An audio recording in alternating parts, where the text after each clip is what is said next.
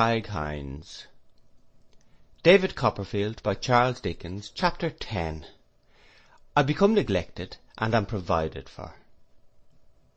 The first act of business Miss Murdstone performed when the day of solemnity was over, and light was freely admitted into the house, was to give Peggotty a month's warning.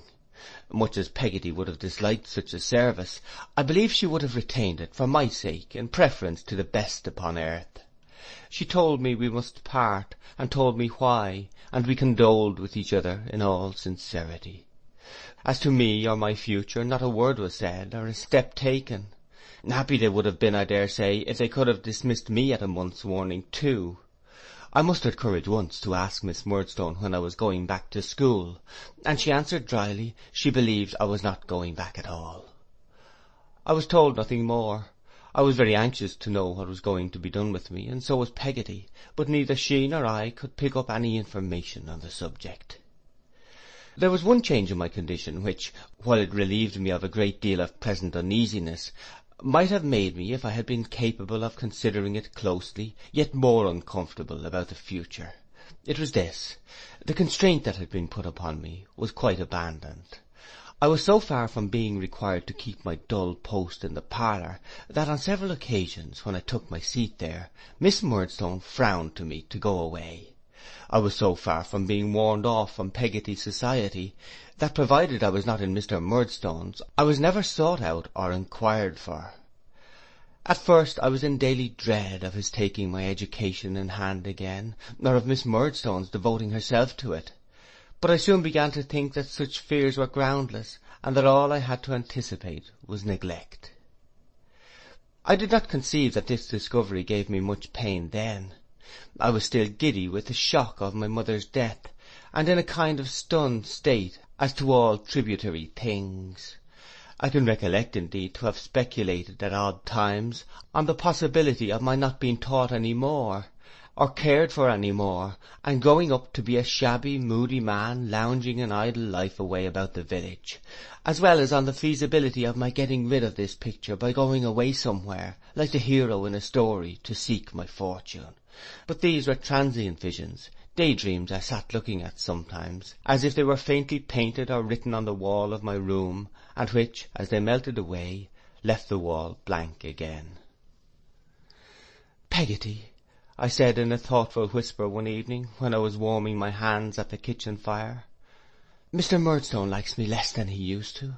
He never liked me much, Peggotty, but he would rather not even see me now, if he can help it." "Perhaps it's his sorrow," said Peggotty, stroking my hair. "I am sure, Peggotty, I am sorry too. If I believed it was his sorrow, I should not think of it at all, but it's not that. Oh no, it's not that." "How do you know it's not that?" said Peggotty after a silence. "Oh, his sorrow is another and quite a different thing. He is sorry at this moment, sitting by the fireside with Miss Murdstone, but if I was to go in, Peggotty, he would be something besides." "What would he be?" said Peggotty. "Angry," I answered with an involuntary imitation of his dark frown. "If he was only sorry, he wouldn't look at me as he does. I am only sorry, and it makes me feel kinder." Peggotty said nothing for a little while, and I warmed my hands as silent as she. "Davy," she said at length. "Yes, Peggotty." "I have tried, my dear, all ways I could think of, all the ways there are, and all the ways there ain't, in short, to get a suitable service here in Blunderstone, but there's no such a thing, my love." "And what do you mean to do, Peggotty?" says I wistfully. "Do you mean to go and seek your fortune?" "I expect I shall be forced to go to Yarmouth," replied Peggotty, "and live there." "You might have gone further off," I said, brightening a little, "and been as bad as lost. I shall see you sometimes, my dear old Peggotty, there. You won't be quite at the other end of the world, will you?" "Contrary ways, please God," cried Peggotty with great animation. "As long as you are here, my pet, I shall come over every week of my life to see you. One day every week of my life." I felt a great weight taken off my mind by this promise, but even this was not all, for Peggotty went on to say, "I'm a-going, Davy, you see, to my brother's first, for another fortnight's visit, just till I have had time to look about me, and to get something like myself again. Now, I have been thinking that perhaps, as they don't want you here at present, you might be let to go along with me. If anything short of being in a different relation to everyone about me, Peggotty excepted, could have given me a sense of pleasure at that time, it would have been this project of all others. The idea of being again surrounded by those honest faces shining welcome on me, of renewing the peacefulness of the sweet Sunday morning, when the bells were ringing, the stones dropping in the water, and the shadowy ships breaking through the mist, of roaming up and down with little Emily, telling her my troubles, and finding charms against them in the shells and pebbles on the beach, made a calm in my heart. It was ruffled next moment, to be sure, by a doubt of Miss Murdstone's giving her consent, but even that was set at rest soon, for she came out to take an evening grope in the store-closet, while we were yet in conversation, and Peggotty, with a boldness that amazed me, broached the topic on the spot. "The boy will be idle there," said Miss Murdstone, looking into a pickle-jar, "and idleness is the root of all evil. But to be sure, he will be idle here, or anywhere, in my opinion." Peggotty had an angry answer ready, I could see, but she swallowed it for my sake, and remained silent. "Humph," said Miss Murdstone, still keeping her eye on the pickles. "It is of more importance than anything else. It is of paramount importance that my brother should not be disturbed or made uncomfortable. I suppose I had better say yes." I thanked her, without making any demonstration of joy lest it should induce her to withdraw her assent, nor could I help thinking this a prudent course, since she looked at me out of the pickle-jar with as great an access of sourness as if her black eyes had absorbed its contents. However, the permission was given, and was never retracted, for when the month was out, Peggotty and I were ready to depart. Mr. Barkis came into the house for Peggotty's boxes. I had never known him to pass the garden gate before, but on this occasion he came into the house, and he gave me a look as he shouldered the largest box and went out, which I thought had meaning in it, if meaning could ever be said to find its way into Mr. Barkis's visage. Peggotty was naturally in low spirits at leaving what had been her home so many years, and where the two strong attachments of her life, for my mother and myself, had been formed. She had been walking in the churchyard too, very early, and she got into the cart and sat in it with her handkerchief at her eyes. As long as she remained in this condition, Mr. Barkis gave no sign of life whatever. He sat in his usual place and attitude, like a great stuffed figure. But when she began to look about her, and to speak to me, he nodded his head, and grinned several times. I have not the least notion at whom, or what he meant by it. "It's a beautiful day, Mr. Barkis," I said, as an act of politeness. "It ain't bad," said Mr. Barkis, who generally qualified his speech, and rarely committed himself. "Peggotty is quite comfortable now, Mr. Barkis," I remarked for his satisfaction. "Is she, though?" said Mr. Barkis. After reflecting about it with a sagacious air, Mr. Barkis eyed her and said, "Are you pretty comfortable?" Peggotty laughed and answered in the affirmative. "But really and truly, you know, are you?" growled Mr. Barkis, sliding nearer to her on the seat and nudging her with his elbow. "Are you? Really and truly pretty comfortable? Are you, eh?" At each of these inquiries Mr. Barkis shuffled nearer to her, and gave her another nudge, so that at last we were all crowded together in the left-hand corner of the cart, and I was so squeezed that I could hardly bear it. Peggotty calling his attentions to my sufferings, Mr. Barkis gave me a little more room at once, and got away by degrees. But I could not help observing that he seemed to think he had hit upon a wonderful expedient for expressing himself in a neat, agreeable, and pointed manner, without the inconvenience of inventing conversation. He manifestly chuckled over it for some time. By and by he turned to Peggotty again, and repeating, "Are you pretty comfortable, though?" bore down upon us as before, until the breath was nearly edged out of my body. By and by he made another descent upon us with the same inquiry and the same result. At length I got up whenever I saw him coming, and standing on the footboard pretended to look at the prospect, after which I did very well. He was so polite as to stop at a public house expressly on our account, and entertain us with broiled mutton and beer. Even when Peggotty was in the act of drinking, he was seized with one of those approaches and almost choked her. But as we drew near to the end of our journey, he had more and more to do and less time for gallantry, and when we got on Yarmouth pavement, we were all too much shaken and jolted, I apprehend, to have any leisure for anything else. Mr. Peggotty and Ham waited for us at the old place. They received me and Peggotty in an affectionate manner, and shook hands with Mr. Barkis, who, with his hat on the very back of his head, and a shamefaced leer upon his countenance and pervading his very legs, presented but a vacant appearance, I thought. They each took one of Peggotty's trunks, and we were going away, when Mr. Barkis solemnly made a sign to me with his forefinger to come under an archway. "I say," growled Mr. Barkis, "it was all right." I looked up into his face and answered, with an attempt to be very profound, "Oh." "It didn't come to an end there," said Mr. Barkis, nodding confidentially. "It was all right." Again I answered, "Oh." "You know who was willing," said my friend. "It was Barkis, and Barkis only." I nodded assent. "It's all right," said Mr. Barkis, shaking hands. "I'm a friend of yourn. You made it all right first. It's all right." In his attempts to be particularly lucid, Mr. Barkis was so extremely mysterious that I might have stood looking in his face for an hour, and most assuredly would have got as much information out of it as out of the face of a clock that had stopped, but for Peggotty's calling me away. As we were going along, she asked me what he had said, and I told her he had said it was all right. "Like his impudence," said Peggotty, "but I don't mind that. Davy dear, what should you think if I was to think of being married?"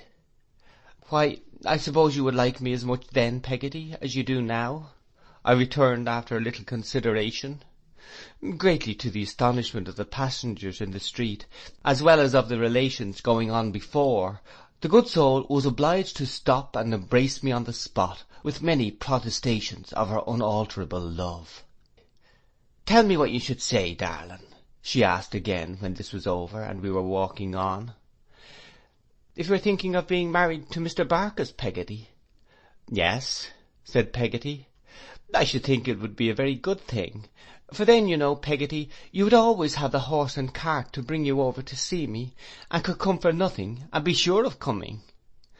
"The sense of the dear!" cried Peggotty.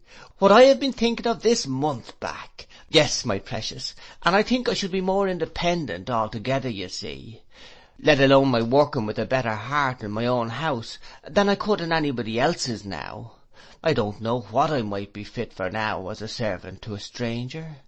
And I shall always be near my pretty's resting place," said Peggotty, musing, "and be able to see it when I like, and when I lie down to rest, I may be laid not far off from my darling girl." We neither of us said anything for a little while.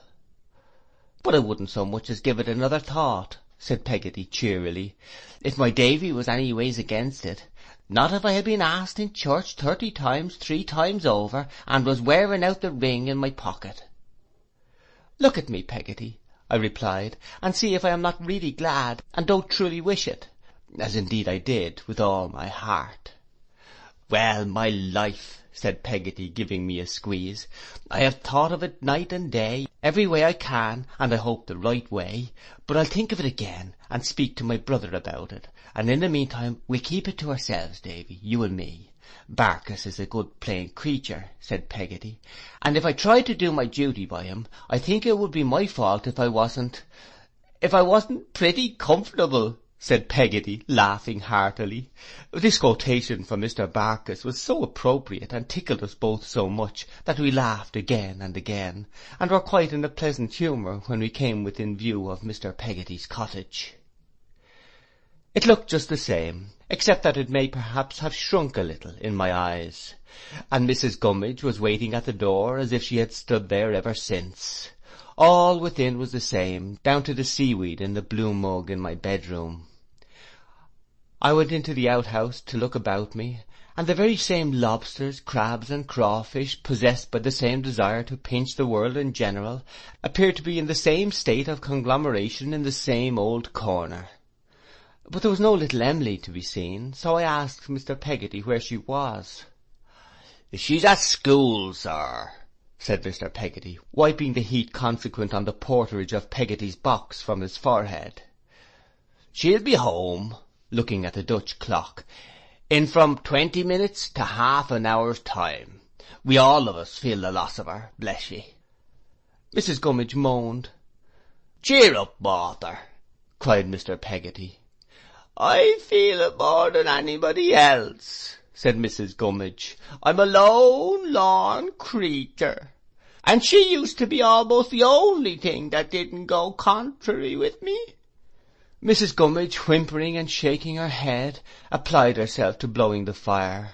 Mr. Peggotty, looking round upon us while she was so engaged, said in a low voice, which he shaded with his hand, "The old un." From this I rightly conjectured that no improvement had taken place since my last visit in the state of Mrs. Gummidge's spirits.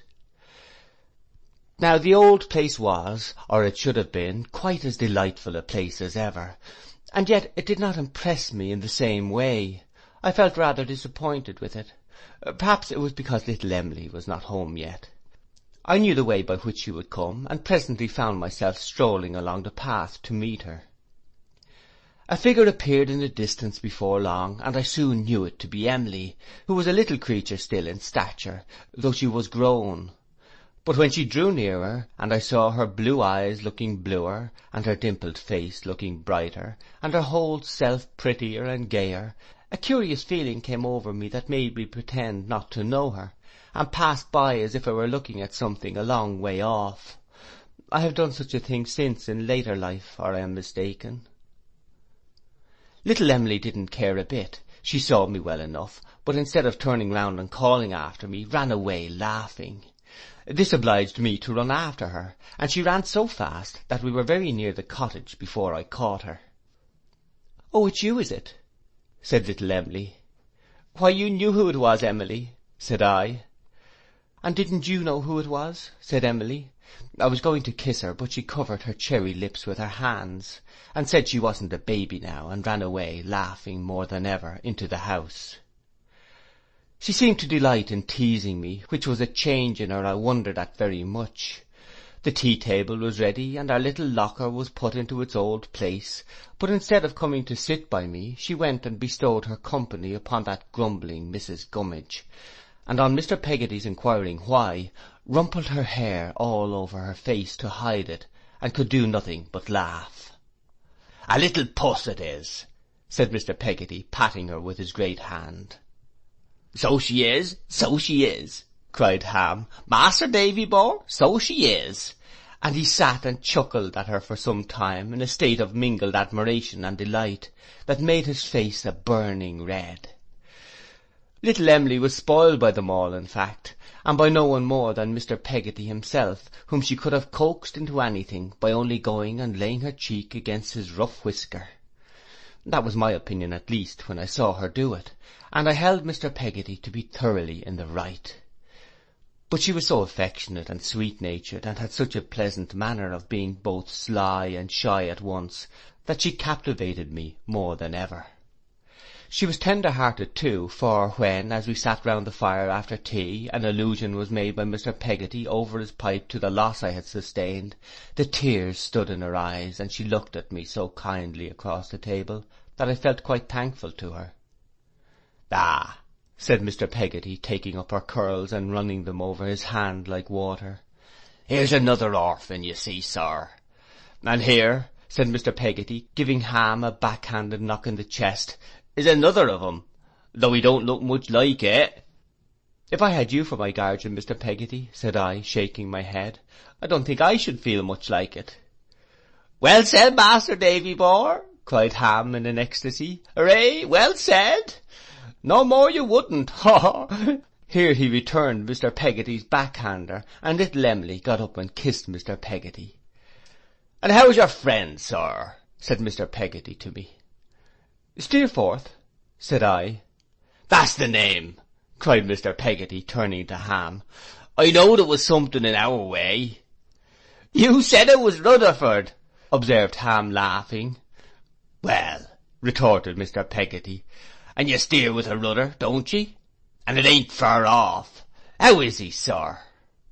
He was very well indeed when I came away, Mr. Peggotty. There's a friend, said Mr. Peggotty, stretching out his pipe. There's a friend if you talk of friends. Why, Lord love my heart alive, if it ain't a treat to look at him. He is very handsome, is he not? Said I, my heart warming with this praise. Handsome? Cried Mr. Peggotty. He stands up to you like, why, I don't know what he don't stand up to you like. He's so bold. Yes, that's just his character, said I.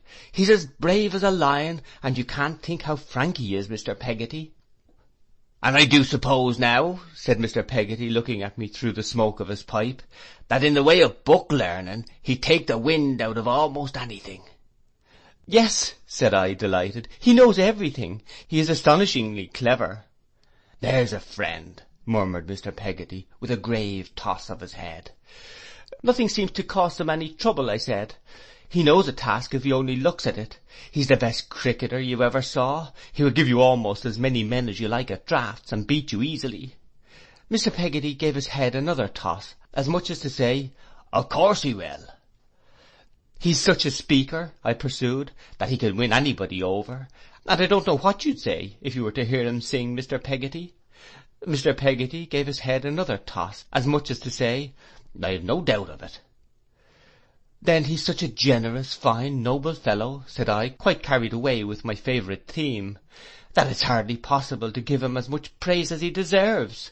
I am sure I can never feel thankful enough for the generosity with which he has protected me, so much younger and lower in the school than himself. I was running on very fast indeed, when my eyes rested on little Emily's face, which was bent forward over the table, listening with the deepest attention, her breath held, her blue eyes sparkling like jewels, and the colour mantling in her cheeks. She looked so extraordinarily earnest and pretty, that I stopped in a sort of wonder, and they all observed her at the same time, for as I stopped, they laughed and looked at her. Emily's like me, said Peggotty, and would like to see him. Emily was confused by our all observing her, and hung down her head, and her face was covered with blushes. Glancing up presently through her stray curls, and seeing that we were all looking at her still, I am sure I for one could have looked at her for hours, she ran away, and kept away till it was nearly bedtime. I lay down in the old little bed in the stern of the boat, and the wind came moaning on across the flat as it had done before. But I could not help fancying now that it moaned of those who were gone, and instead of thinking that the sea might rise in the night and float the boat away, I thought of the sea that had risen, since I last heard those sounds, and drowned my happy home. I recollect, as the wind and water began to sound fainter in my ears, putting a sort of clause into my prayers, petitioning that I might grow up to marry little Emily, and so dropping lovingly asleep. The days passed pretty much as they had passed before, except, it was a great exception, that little Emily and I seldom wandered on the beach now. She had tasks to learn and needlework to do, and was absent during a great part of each day. But I felt that we should not have had those old wanderings, even if it had been otherwise. Wild and full of childish whims as Emily was, she was more of a little woman than I had supposed. She seemed to have got a great distance away from me in a little more than a year. She liked me, but she laughed at me and tormented me, and when I went to meet her, stole home another way, and was laughing at the door when I came back disappointed. The best times were when she sat quietly at work in the doorway, and I sat on the wooden step at her feet, reading to her. It seems to me, at this hour, that I have never seen such sunlight as on those bright April afternoons, that I have never seen such a sunny little figure as I used to see, sitting in the doorway of the old boat, that I have never beheld such a sky, such water, such glorified ships sailing away into golden air. On the very first evening after our arrival, Mr. Barkis appeared in an exceedingly vacant and awkward condition, and with a bundle of oranges tied up in a handkerchief. As he made no allusion of any kind to this property, he was supposed to have left it behind him by accident when he went away, until Ham, running after him to restore it, came back with the information that it was intended for Peggotty. After that occasion he appeared every evening at exactly the same hour, and always with a little bundle, to which he never alluded, and which he regularly put behind the door and left there. These offerings of affection were of a most various and eccentric description. Among them I remember a double set of pig's trotters, a huge pincushion, half a bushel or so of apples, a pair of jet earrings, some Spanish onions, a box of dominoes, a canary bird and cage, and a leg of pickled pork. Mr. Barkis's wooing, as I remember it, was altogether of a peculiar kind. He very seldom said anything, but would sit by the fire in much the same attitude as he sat in his cart, and stared heavily at Peggotty, who was opposite. One night being, as I suppose, inspired by love, he made a dart at the bit of candle wax she kept for her thread, and put it in his waistcoat pocket and carried it off. After that, his great delight was to produce it when it was wanted, sticking to the lining of his pocket in a partially melted state, and pocket it again when it was done with. He seemed to enjoy himself very much, and not to feel at all called upon to talk.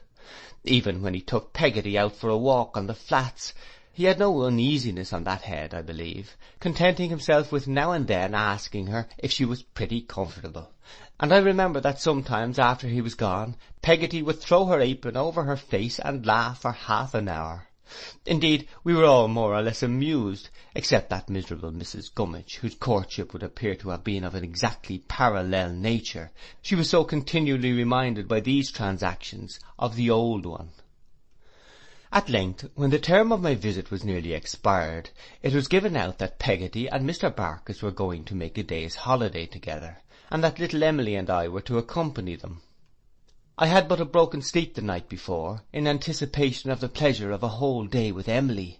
We were all astir betimes in the morning, and while we were yet at breakfast, Mr. Barkis appeared in the distance, driving a chaise cart towards the object of his affections. Peggotty was dressed as usual, in her neat and quiet mourning, but Mr. Barkis bloomed in a new blue coat, of which the tailor had given him such good measure that the cuffs would have rendered gloves unnecessary in the coldest weather, while the collar was so high that it pushed his hair up on end on the top of his head. His bright buttons, too, were of the largest size. Rendered complete by drab pantaloons and a buff waistcoat, I thought Mr. Barkis a phenomenon of respectability. When we were all in a bustle outside the door, I found that Mr. Peggotty was prepared with an old shoe, which was to be thrown after us for luck, and which he offered to Mrs. Gummidge for that purpose. "No, it had better be done by somebody else, Daniel," said Mrs. Gummidge.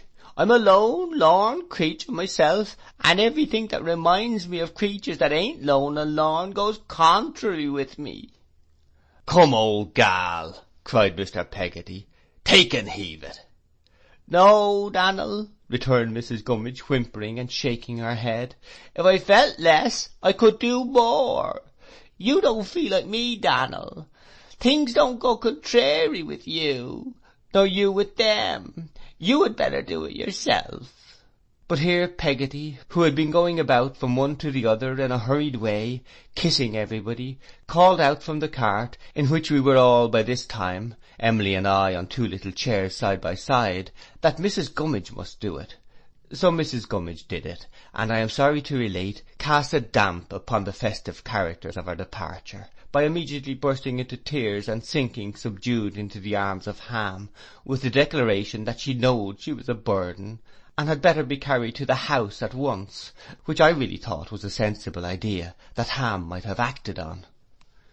We went away, however, on our holiday excursion, and the first thing we did was to stop at a church, where Mr. Barkis tied the horse to some rails and went in with Peggotty, leaving little Emily and me alone in the chaise.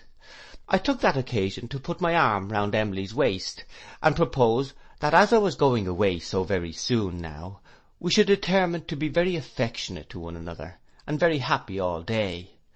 Little Emily consenting and allowing me to kiss her, I became desperate, informing her, I recollect, that I never could love another, and that I was prepared to shed the blood of anybody who should aspire to her affections. How merry little Emily made herself about it! With what a demure assumption of being immensely older and wiser than I, the fairy little woman said I was a silly boy, and then laughed so charmingly that I forgot the pain of being called by that disparaging name in the pleasure of looking at her. Mr. Barkis and Peggotty were a good while in the church, but came out at last, and then we drove away into the country. As we were going along, Mr. Barkis turned to me and said with a wink, by the by, I should hardly have thought before that he could wink, "What name was it that I wrote up in the cart?" "Clara Peggotty," I answered. "What name would it be as I should write up now, if there was a tilt here?" "Clara Peggotty again," I suggested. "Clara Peggotty Barkis," returned he, and burst into a roar of laughter that shook the chaise. In a word, they were married, and had gone into the church for no other purpose. Peggotty was resolved that it should be quietly done, and the clerk had given her away, and there had been no witnesses of the ceremony. She was a little confused when Mr. Barkis made this abrupt announcement of their union, and could not hug me enough in token of her unimpaired affection. But she soon became herself again, and said that she was very glad it was over. We drove to a little inn in a by-road where we were expected, and where we had a very comfortable dinner, and passed the day with great satisfaction. If Peggotty had been married every day for the last 10 years, she could hardly have been more at her ease about it. It made no sort of difference in her. She was just the same as ever, and went out for a stroll with little Emily and me before tea, while Mr. Barkis philosophically smoked his pipe, and enjoyed himself, I suppose, with the contemplation of his happiness. If so, it sharpened his appetite, for I distinctly called to mind that although he had eaten a good deal of pork and greens at dinner, and had finished off with a fowl or two, he was obliged to have cold boiled bacon for tea, and dispose of a large quantity without any emotion. I have often thought since what an odd, innocent, out-of-the-way kind of wedding it must have been. We got into the chaise again soon after dark, and drove cosily back, looking up at the stars and talking about them. I was their chief exponent, and opened Mr. Barkis's mind to an amazing extent. I told him all I knew, but he would have believed anything I might have taken it into my head to impart to him, for he had a profound veneration for my abilities, and informed his wife in my hearing, on that very occasion, that I was a young Roscius, by which I think he meant prodigy. When we had exhausted the subject of the stars, or rather when I had exhausted the mental faculties of Mr. Barkis, little Emily and I made a cloak of an old wrapper, and sat under it for the rest of the journey. Ah, how I loved her! What happiness, I thought, if we were married and we were going away anywhere to live among the trees and in the fields, never growing older, never growing wiser, children ever, rambling hand in hand through sunshine and among flowery meadows, laying down our heads on moss at night in a sweet sleep of purity and peace, and buried by the birds when we were dead. Some such picture with no real world in it, bright with the light of our innocence, and vague as the stars afar off, was in my mind all the way. I am glad to think there were two such guileless hearts at Peggotty's marriage as little Emily and mine. I am glad to think the Loves and Graces took such airy forms in its homely procession. Well, we came to the old boat again in good time at night, and there Mr. and Mrs. Barkis bade us good-bye, and drove away snugly to their own home. I felt then for the first time that I had lost Peggotty. I should have gone to bed with a sore heart indeed, under any other roof but that which sheltered little Emily's head. Mr. Peggotty and Ham knew what was in my thoughts as well as I did, and were ready with some supper and their hospitable faces to drive it away. Little Emily came and sat beside me on the locker for the only time in all that visit, and it was altogether a wonderful close to a wonderful day. It was a night tide, and soon after we went to bed, Mr. Peggotty and Ham went out to fish. I felt very brave at being left alone in the solitary house, the protector of Emily and Mrs. Gummidge, and only wished that a lion or serpent, or any ill-disposed monster, would make an attack upon us, that I might destroy him and cover myself with glory. But as nothing of this sort happened to be walking about on Yarmouth Flats that night, I provided the best substitute I could by dreaming of dragons until morning. With morning came Peggotty, who called to see me as usual under my window, as if Mr. Barkis the carrier had been from first to last a dream too. After breakfast she took me to her own home, and a beautiful little home it was. Of all the movables in it, I must have been impressed by a certain old bureau of some dark wood in the parlour. The tile-floored kitchen was the general sitting-room, with a retreating top which opened, let down, and became a desk, within which was a large quarto edition of Fox's Book of Martyrs. This precious volume, of which I do not recollect one word, I immediately discovered and immediately applied myself to, and I never visited the house afterwards, but I kneeled on a chair, opened the casket where this gem was enshrined, spread my arms over the desk, and fell to devouring the book afresh. I was chiefly edified, I am afraid, by the pictures, which were numerous and represented all kinds of dismal horrors. But the Martyrs and Peggotty's house have been inseparable in my mind ever since, and are now. I took leave of Mr. Peggotty and Ham, and Mrs. Gummidge and little Emily that day, and passed the night at Peggotty's, in a little room in the roof, with a crocodile book on a shelf by the bed's head, which was to be always mine, Peggotty said, and should always be kept for me in exactly the same state. "Young or old, Davy dear, as long as I am alive and I have this house over my head," said Peggotty, "you shall find it as if I expected you here directly any minute. I shall keep it every day as I used to keep your old little room, my darling, and if you was to go to China you might think of it being kept just the same, all the time you were away." I felt the truth and constancy of my old dear nurse with all my heart, and thanked her as well as I could. That was not very well, for she spoke to me thus, with her arms round my neck, in the morning, and I was going home in the morning, and I went home in the morning, with herself and Mr. Barkis in the cart. They left me at the gate, not easily or lightly, and it was a strange sight to see the cart go on, taking Peggotty away, and leaving me under the old elm trees looking at the house, in which there was no face to look on mine with love or liking any more. And now I fell into a state of neglect, which I cannot look back upon without compassion. I fell at once into a solitary condition, apart from all friendly notice, apart from the society of all other boys of my own age, apart from all companionship but my own spiritless thoughts, which seems to cast its gloom upon this paper as I write. What would I have given to have been sent to the hardest school that ever was kept, to have been taught something, anyhow, anywhere? No such hope dawned upon me. They disliked me, and they sullenly, sternly, steadily overlooked me. I think Mr. Murdstone's means were straitened at about this time, but it is little to the purpose. He could not bear me, and in putting me from him he tried, as I believe, to put away the notion that I had any claim upon him, and succeeded. I was not actively ill-used, I was not beaten or starved, but the wrong that was done to me had no intervals of relenting, and was done in a systematic, passionless manner. Day after day, week after week, month after month, I was coldly neglected. I wonder sometimes, when I think of it, what they would have done if I had been taken ill with an illness, whether I should have lain down in my lonely room and languished through it in my usual solitary way, or whether anybody would have helped me out. When Mr. and Mrs. Murdstone were at home, I took my meals with them. In their absence, I ate and drank by myself. At all times I lounged about the house and neighbourhood quite disregarded, except that they were jealous of my making any friends, thinking perhaps that if I did I might complain to someone. For this reason, though Mr. Chillip often asked me to go and see him, he was a widower, having some years before that lost a little small light-haired wife, whom I can just remember connecting in my own thoughts with a pale tortoise-shell cat.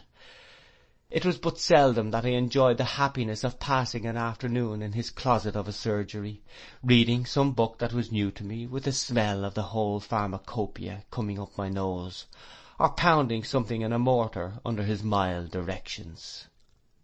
For the same reason, added no doubt to the dislike of her, I was seldom allowed to visit Peggotty. Faithful to her promise, she either came to see me, or met me somewhere near, once every week, and never empty-handed. But many and bitter were the disappointments I had in being refused permission to pay a visit to her at her house. Some few times, however, at long intervals, I was allowed to go there, and then I found that Mr. Barkis was something of a miser, or, as Peggotty dutifully expressed it, was a little near, and kept a heap of money in a box under his bed, which he pretended was only full of coats and trousers.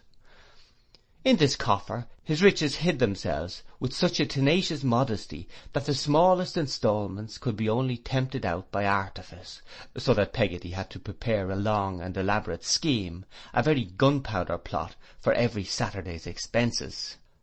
All this time I was so conscious of the waste of any promise I had given, and of my being utterly neglected, that I should have been perfectly miserable, I have no doubt, but for the old books. They were my only comfort, and I was as true to them as they were to me, and read them over and over, I don't know how many times more. I now approached a period in my life which I can never lose the remembrance of while I remember anything, and the recollection of which has often, without any invocation, come before me like a ghost and haunted happier times.